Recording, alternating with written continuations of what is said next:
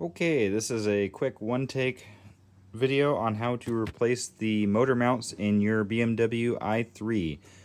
These are the updated mounts with larger rubber stoppers here to limit how far that the mount flexes under accelerations this way and coast is this way. So this is the right-hand side part number, the passenger side. Let's see. This is the driver side part number. This here is the old driver side one I just pull out. You can see the anti-rotation nubs are smaller, and you can see how bad this is. My i3 has 50,000 miles on it. Granted, I have a lead foot, but still. The other thing I decided to replace because it wasn't too expensive was the lower dog bone torque mount. The rubber actually looks pretty okay on it on the car, but I also can't see it under load. So cheap enough to replace. There are some bolts that I grabbed from the real OEM parts diagram. All of these are stretch bolts that I'm aware of, so you want to replace them. Here's the part number for the big boy bolts that are torque to yield on these guys. I want to say it's on the order of, it's some number of Newton meters to seat the bolt, like 70 or 80, and then 90 degrees of rotation. I will add that to the video description, but let's go look at the car. Remember to disconnect your high voltage just because you're working in pretty close proximity to the cables, and if for some reason you drop the motor off of the jack that's supporting it, you can quickly turn into a fire if you pull those high voltage cables loose from their mounts. So we'll do a side view first. So here is let's get some better light. Here is the cavity that the mount goes in. It just slips in. I still need to clean it. There is the interface to the motor. You can see it's kind of tipped forward right now. It moves really easily, but it's just supported on via a jack with a rubber pad on it. It looks like I missed the CG just a little bit.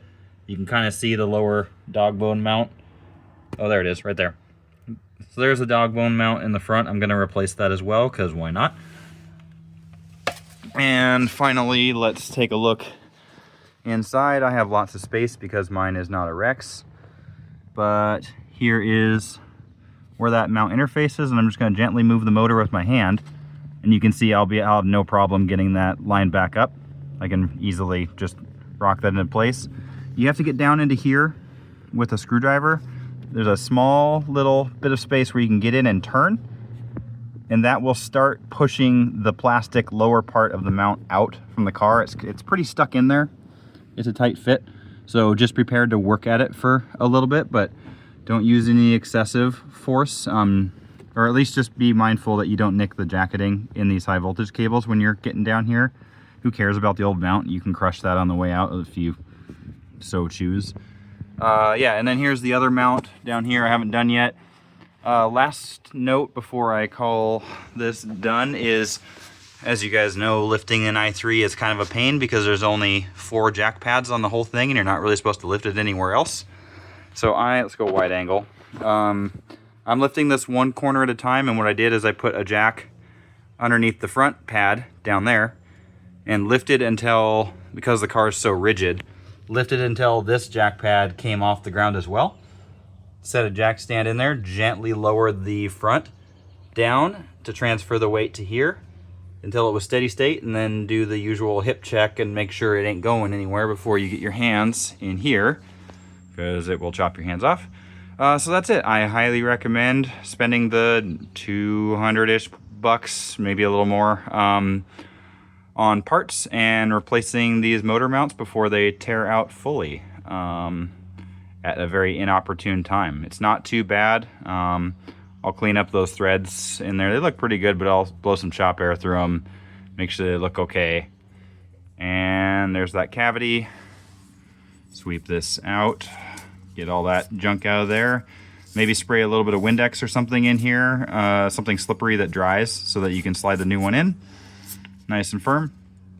Get it lined up to there and drive your bolt in. Once again, the torques for these and the torque speculations for the dog bone mounts, if I can find them, well, I better find them. I'll put those in the video description for you. Looks like there's 2 bolts on this side, and then a 3rd bolt on this side, and that's it. So 3 bolts and it'll come out.